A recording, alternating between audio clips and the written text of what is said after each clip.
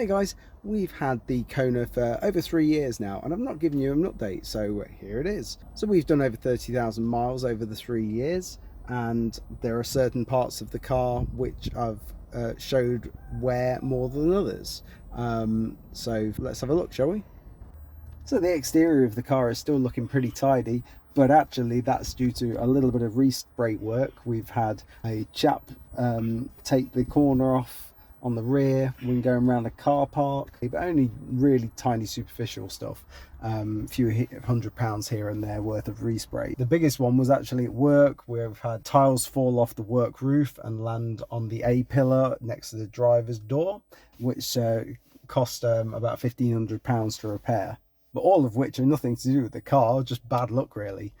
On the inside, the seats are showing no sign of wear at all and are still really comfortable. The main wear we see is actually on the center console area, where we've got this fairly cheap plastic, and I was worried about this when we got it. And where you use the cup holders, there's scuffs and scratches all the way around here, and this is only going to get worse. And in comparison to our Qashqai, which has got 60,000 miles on the clock, the interior, especially in this area, it looks in great condition, and that's like about 13 years old in comparison.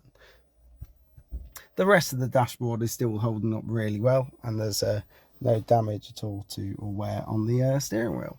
The door area, where you've got also some cheap plastics, and it's another area which shows wear over the 3 years. Where you open the door, maybe push it with your foot, this area along the door card is really quite scuffed. Can you get? Right, well, seeing as this channel usually shows a little bit of Anya, and we should get an Anya opinion of the car. So what are your thoughts? Well, I like the colour. What they could use is like having like a snack stash. I feel like that would snack be good. stash. Well, you've got these little netting things here, but is that not good enough?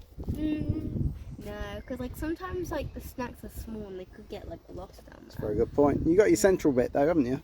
Yeah, this bit like stores like cups as usual, but it's like slides away whenever there's like like whenever the car like. So what else could be improved? Here. Ooh, probably like the air conditioning, because there's no air conditioning in the back. So well, it gets the whole car, but there aren't any blowers, are there? Some cars have blowers here, and also I guess you've also got no charging either, no USB charging in the back. So those things can be improved in the back, I guess, can't they? But saying that, you're not in your car seat anymore. Have you got plenty of room? You seem to have plenty of room these days. Got a lot of room. Yeah, but you spend most of your time in the front these days, don't you? Yeah. So what about score out of 10? Ooh, I'd say like an 8 out of 10 overall. Solid 8. Solid 8. Yeah. Cool. It sailed through its first MOT with no problems at all, and we've had it serviced each year. We did have one breakdown though, and unfortunately it's when I wasn't around. My wife was away at Butlins, and the 12-volt battery died.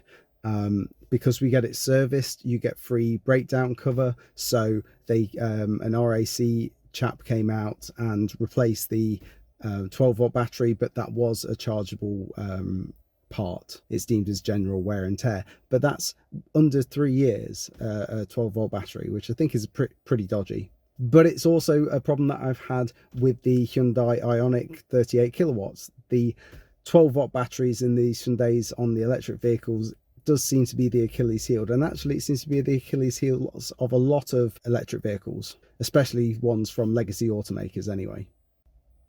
We've also have had all 4 of our tyres replaced now. Now, the fronts were under 3mm when it had its first MOT, and it was an advisory, but we were going to France in a month's time, and I decided that it would be a good idea to get those replaced at that time.